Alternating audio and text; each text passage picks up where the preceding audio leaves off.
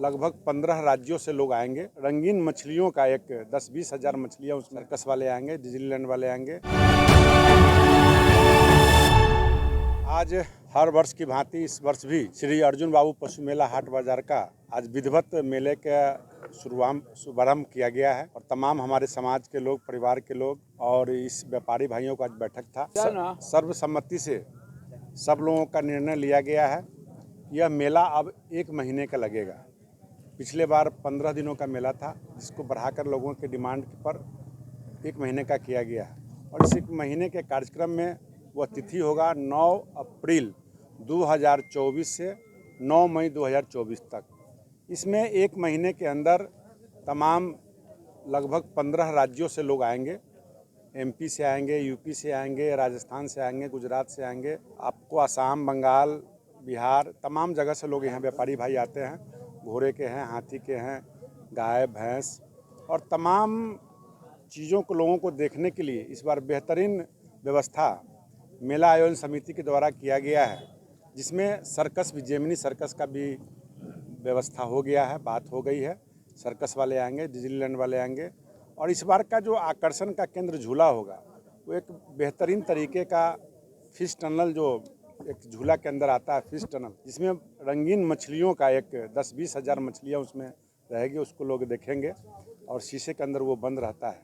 और उसके अलावा मौत का कुआं, जो बिहार का सबसे बड़ा मौत का कुआं होगा, उसमें लगभग 10 मोटरसाइकिल और 7 मारुति कार एक साथ चलेंगे। ये सारी व्यवस्था बनाई गई है और निश्चित तौर से इसमें एक नया चीज़ और भी ऐड किया गया है।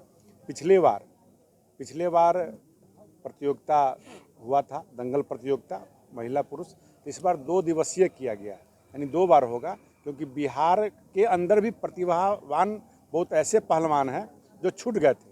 जिन लोगों ने मुझे शिकायत किया कि हम लोग बिहार के रहने वाले हैं, हम बिहार में अपना प्रैक्टिस करते हैं, खेलते भी हैं, हम लोगों को आमंत्रण नहीं दिया गया। तो लोगों के सुझाव, मेला समिति के लोगों के द्वारा सुझाव हुआ कि इस दिन हनुमान जयंती के अवसर पर बिहार के जितने भी हमारे पहलवान पुरुष हो या महिला हो, उनका कुश्ती एक दिन हो जाए और बाहर अन्य राज्यों का कुश्ती दूसरे दिन, जो तिथि तय हो जाए, उस पर किया जाएगा। और महावीरी झंडा इस इलाके में नहीं होता है, तो महावीरी झंडा का भी आयोजन किया गया है।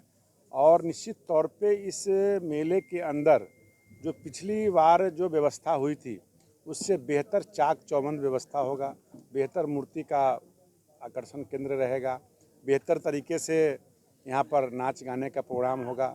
एक अहम सवाल है, विधि व्यवस्था को लेकर किस तरह से व्यवस्था इस बार किया निश्चित तौर पे पिछले बार सरकार के द्वारा यहाँ पर फोर्स की व्यवस्था की गई थी, आयोजन समिति के द्वारा भी किया गया था और इस बार समाज के लोगों ने भी तय किया कि हम लोग भी रह करके इस मेले को बेहतरीन तरीके से व्यवस्था मुहैया कराएंगे। और पहला साल मेला था, इसलिए बहुत सारे अनुभव नहीं थे। मेला लगने के बाद सारे अनुभव प्राप्त हुए हैं। लोगों ने सुझाव भी लिखाया है।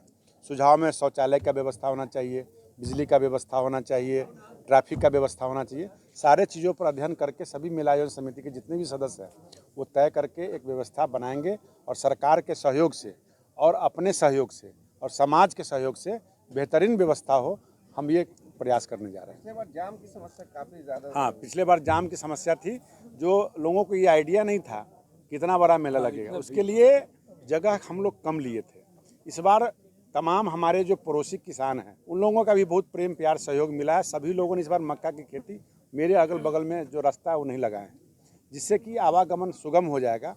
और पिछले साल गेहूं, ये मेला पहले लग गया था, इस बार मेला 1 महीना के बाद लग रहा है। उस समय सारे फसल कटे रहेंगे, तो कहीं से भी लोग निकल सकता है। उसके अलावा 2 रोड हमारा जो नहीं बना हुआ था, वो रोड भी बन गया है, तो बेहतरीन तरीके से यातायात का सुगम व्यवस्था किया जाएगा।